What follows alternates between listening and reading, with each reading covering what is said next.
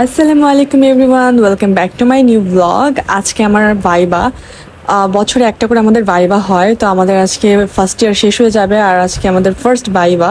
তো আজকে সকাল সকাল আমি রেডি টেডি হয়ে চলে যাচ্ছি ভাইবা দিতে। সারা রাত কিচ্ছু পড়িনি, খুব চিল মুডে ছিলাম, একদমই পড়াশোনা করা হয়নি। তো খুব টেনশন হচ্ছিল যে ভাইবাতে কি জিজ্ঞেস করবে আমাকে।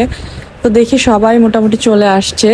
সবাই খুব প্যানিক ছিল যে কি জিজ্ঞেস করবে না জিজ্ঞেস করবে। সবাই খুব পড়াশোনায় খুবই ব্যস্ত ছিল, খুব টেনশন করছিল যে এক্সাম হয়তো খুব খারাপ হবে।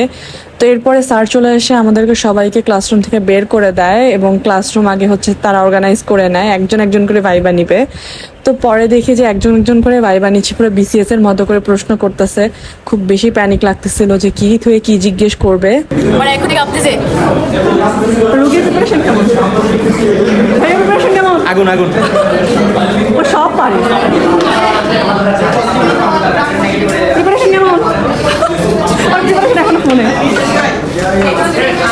তো এরপরে আমি ভাইবা দিয়ে বের হই, খুবই হতাশ ছিলাম, এত বেশি ভয় ছিলাম যার কারণে পাড়া উত্তরগুলো ঠিক মতো দিতে পারিনি। তো যেহেতু ফার্স্ট টাইম ভাইবা তাই একটু আতঙ্কে ছিলাম।